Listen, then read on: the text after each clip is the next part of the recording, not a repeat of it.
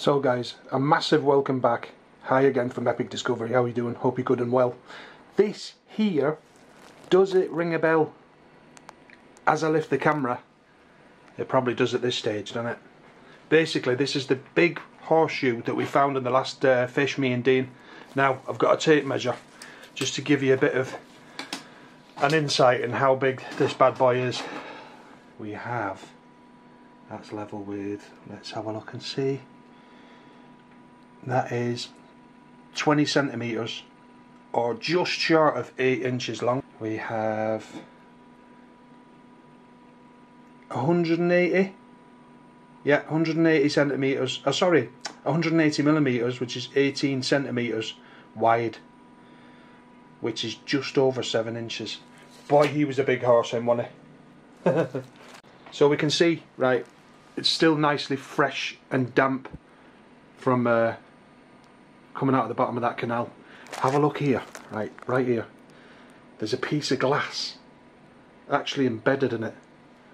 So, God knows how long that thing was down there for. Anyway, what we're going to do, we're going to carry out some electrolysis, I think it's called. And we're basically going to get this cleaned up, make it nice, and hopefully get it back to the metal again. Right, so I've got my screwdriver set, insulated screwdrivers, I've got my snips. We've got this old school battery charger here, which is designed for like a 12 volt sort of scenario, charging 12 volt car batteries if you like. It's an old school one. It doesn't have the digital display on it because apparently they bring up faults or something.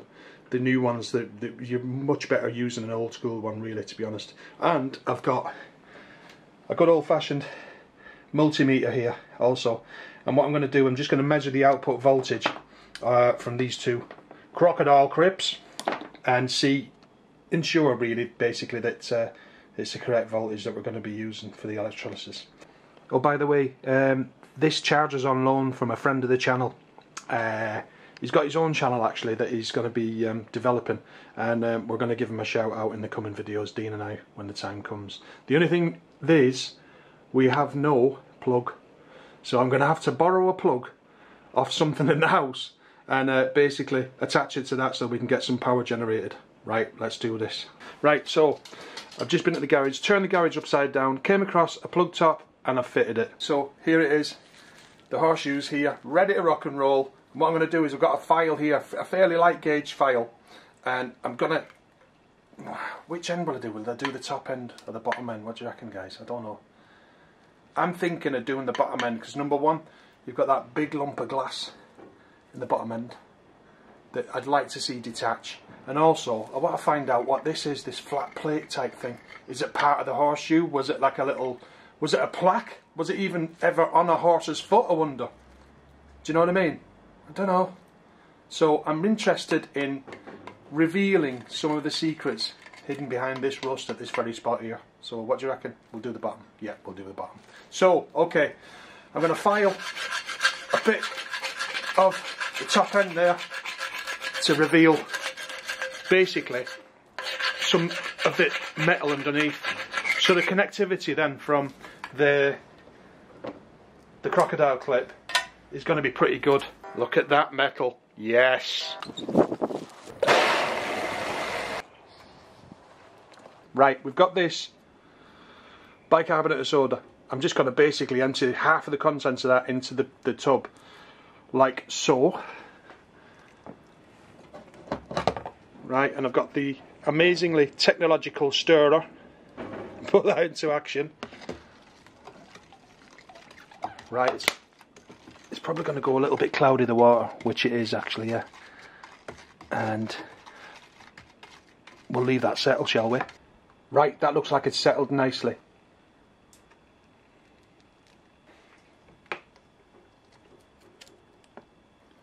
Look at that! It's like a little tornado going on in there. How cool is this? I'm loving it. Let me see if I can get a better angle. God, it's as if we're going scuba diving, isn't it? Look at this. That is awesome. One sec till I get a little bit of focus. Come back a little bit. There we go. Look at that. Awesome. So apparently it gives off some kind of a gas as well, which could be harmful. So I'm in the open garage. I've got the door open over there, and I've got the main front door slightly ajar. Look at them bubbles rising. It's actually working. It's brilliant. I've seen it on YouTube before. There's quite a few videos on Electrolysis, I think it's called. And I thought, you know what, one day I'm going to have a little go at that and try it. And there's no better relic really to use than this we'd pulled out of the canal. So yeah, this is brilliant. So apparently it takes a few hours for it to sort of penetrate the rust and get all the, you know, all the carbon deposits or whatever they are off the relic. So what I'm going to do is I'm going to go and have a nice cup of coffee. I'm going to come back and then we'll see what progress has been made. Apparently the water's going to go really cloudy and horribly brown and stuff like that. So that remains to be seen. Right, let's check it out shortly. Would you look at this? 2 hours ago this water was clear. Look at that, it's like swamp juice. By the way, I used a builder's trowel in the end for the positive connection. So I can't get my head around this. It's crazy. I've never seen that like that in any of the other YouTube videos. Have you? That's just weird. Anyway, another update coming soon. My God, it now looks like witch's brew or something.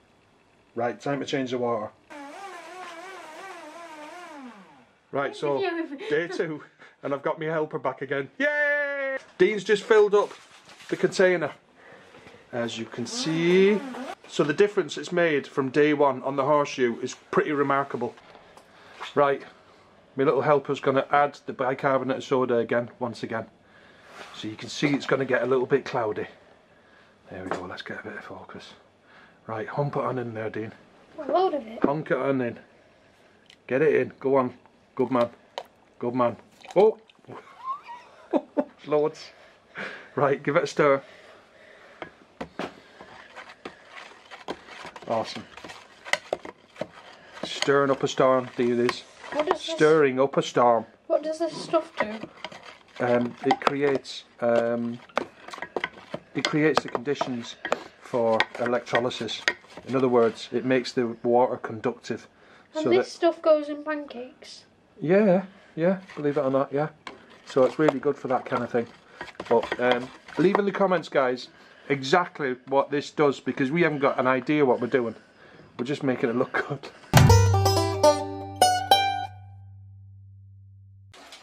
What is going on? It's all piled up there. What is? Why is it turned blue? It's like a little aquarium. Do you get it, Dean? I just don't get it. Me neither. It's still fizzing away, as you can see. It was green last time. It was green! Yeah, remember? I thought it was brown. It was green. I thought it looked like chocolate milkshake. It was green. Look at it, it's just for a bit. welting away there at the rust. But why is it turned blue? Right. Maybe for the reaction. To what though? The rust. I don't know. Guys, please answer me question. Why is the water turned blue? I just don't get it. I do not understand. It's a phenomenon. It's crazy. Right, back in a minute.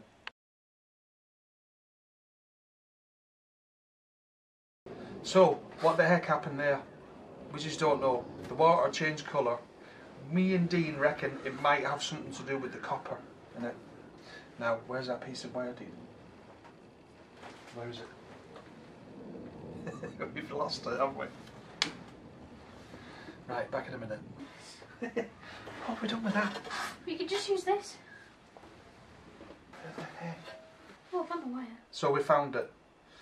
Instead of using the builder's trowel, we decided to... we decided to use some tinned copper wire and attach that to the positive connection on the crocodile clip, and it seemed very effective. Now, there it is.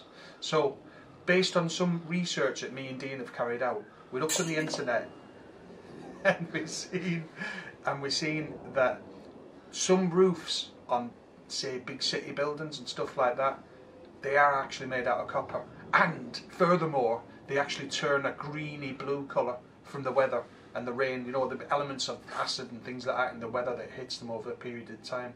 So it could well have something to do with it. But leave us some comments. Let us know what you think. But we reckon that's got something to do with it. So let us know what you think, everybody. And we'll move on from that. Right, so before I forget, a big thank you to James from Makerfield Services. Bless you.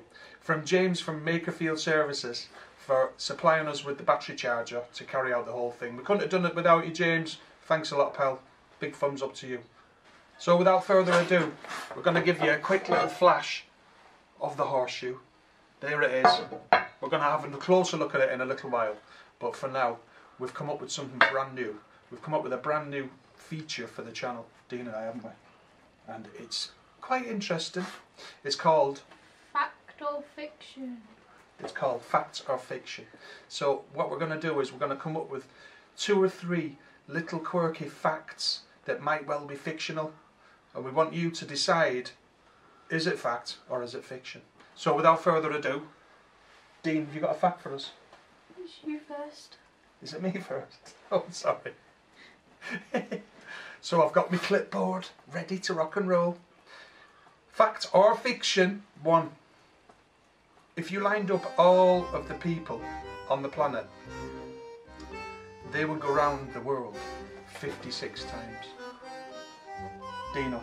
Also, if they sat on each other's shoulders, they would be past the moon and be the 5th of the way to Mars. Fact or fiction, you decide. Fact number 2. If you got all of the ants on planet Earth and weighed them, they would weigh roughly the same as every human being put together. Is it a fact or is it a complete piece of fiction? You decide. We know that you're a clever bunch, right? So prove it to us. Tell us if it's true or false. Right, so without further ado, it's time to go. And we're going to be back pretty soon, hopefully with a fish, because the weather's really improved now greatly and we're well happy with that. But in the meantime, take care of yourselves, innit? And we'll see you soon. Ready?